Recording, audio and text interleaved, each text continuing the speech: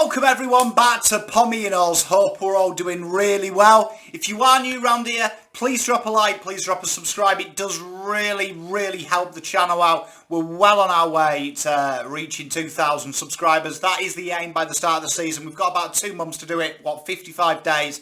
Sure, we could do it together. So please do that. It means the world. We do FIFA, we do sport, we do PlayStation, do just about anything. If we can make a video out of it, we'll do it. You can become a member of the channels like these legends below. They've joined the channel. No obligation, obviously, but it does allow us to sponsor things like Donna Coo, do our giveaways. PommySportsHome.com.au gets you into the draw. We've got a week left. You can win a poster of your choice from my website. So please do that. We've got some merch coming soon as well. I've just finished doing that, so look out for that. And what we're doing today is we're going to do 5 Pom Big Co's for Carlton's 22 season. So without any further ado, let's get into it. Now the first one I'm going to do is probably a surprise. I'm gonna predict that Mitch McGovern gets a minimum of 3 votes in one game. I think he's going to poll 3. Now, we know that there's a lot of talk about him starting down the back. I kind of like that third intercept type role, that kind of like role just working off the ball. I do like the fact that if you do watch Mitch McGovern play, he's probably suffered from just not getting continuity. I think that's his big thing. He seems to not be able to see games out. That's my big issue with Mitch, was his fitness. Now, I prefer him in that forward role, but I think now that you've got Mackay and Kerno, we know how much I hate a 3-tall system. We know I despise it. I don't mind it because he is very good aerially, but one thing I'll say about Mitch is his field kicking, when you've seen Casbolt play his role last year a lot, the difference is his ability to hit targets. He does kick very well from the field. So I've got a feeling that there's a big game in there from him. I really do. And I can see him actually, like, against a good side, Carlton getting a sneaky win. And from that, Mitch rising up and getting 3 brown votes for one game. I know that's a huge call. Just got a feeling that it happens. And looking at people who have polled 2 or 3 in the defence, it's for them intercept marks. So I'll look back to that North Melbourne game he played against Adelaide. Something along them lines, Carlton win in a real gutsy defensive effort. I think he might. So there's my first big call. My second big call is Jack Carroll breaks into the Carlton team and stays there by the end of the round. I've got a feeling, now unfortunately due to work, I wasn't at the training, but I've got 4 guys that I really do trust with my life who were giving me feedback. And one of the feedbacks and the takeouts was everyone who tried on the wing didn't stand out.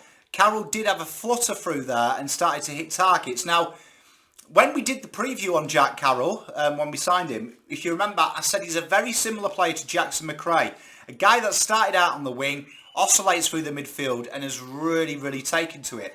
I can see Jackie Carroll there becoming that guy that can get 18, 19, 20 plus touches and keeping the game going. I think the way that Vossi's going to play, he's going to really dictate someone that can be creative, that can hit targets. And that's something that Carroll's very efficient at. He's very good at doing the right thing at the right time.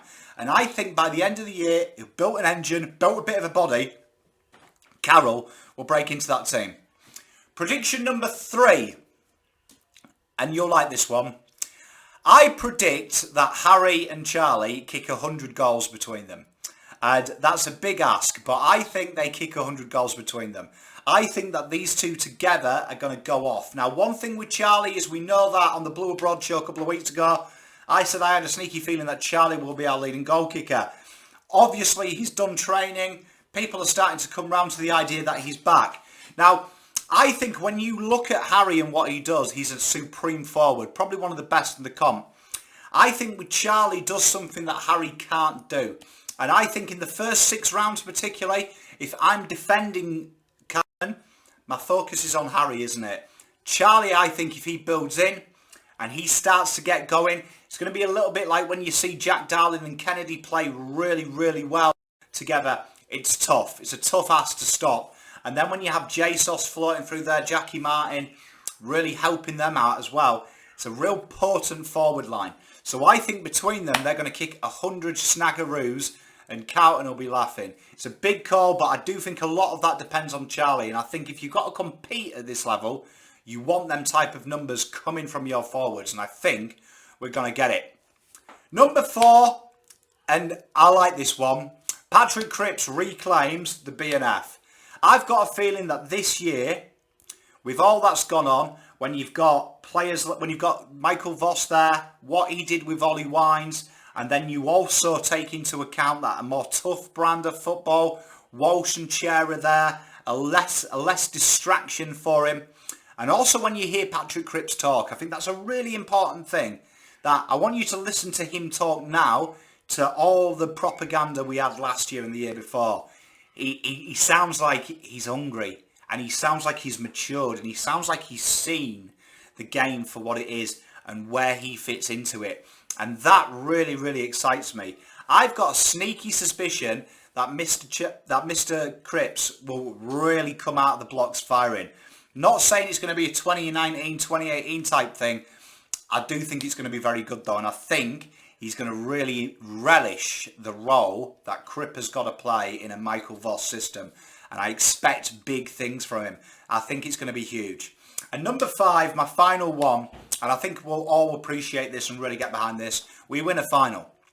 We win a final. I think we make finals, and I think we win one. I think we do some damage, and I can really see us doing some damage to a top side. I'm really excited about this. I just feel like there's a quiet air of confidence about the team at the moment, and I really have a lot of time for it. They're not singing from the hymn. They're not getting the hymn sheets out on the hill and singing and being a big sermon on the mount. They're just going about their work, and that excites me again as a fan, because we always get this propaganda, we always get this nonsense, don't we? But the fact that they're thinking about it in a real, this is how we play, this is what we're about. I am really, really stoked about that, and I think moving forward that this club is a side that has players in it that I think in finals will flourish. I look at Cripps, I look at Walsh, Chera. I also think players like Charlie and Harry, they're big time players, and I think that is where they go.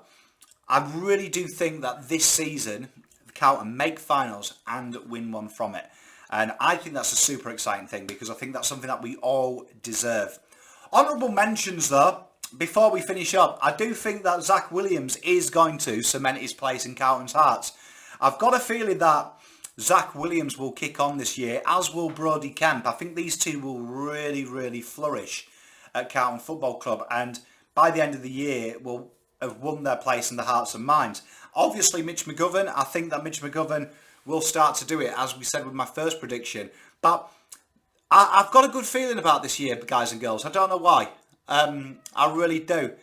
But let me know in the comments what you guys and girls are thinking about Carlton. Let me know what your hopes and predictions. Give me some 5 big calls. Put your neck on the line. It'd be awesome. In September next year, season's done and dusted. We've got over the hangover of playing well. That we can go through here and go, you know what? You did say that. That's a great shout. I love it. And have a bit of a laugh at some of these that we get totally wrong. Because 9 times out of 10, if I can hit 1 out of 5, I'll be happy. But that's my gut feeling. Let's get excited. Let's get into it. The family's back together. Tune in tonight as well. Blue Abroad Show. I will be on. It's me with Tez. Old school flavour. New school attitude. I look forward to seeing you all. But have a great week. I'll see you Wednesday. Until next time. Pommy out.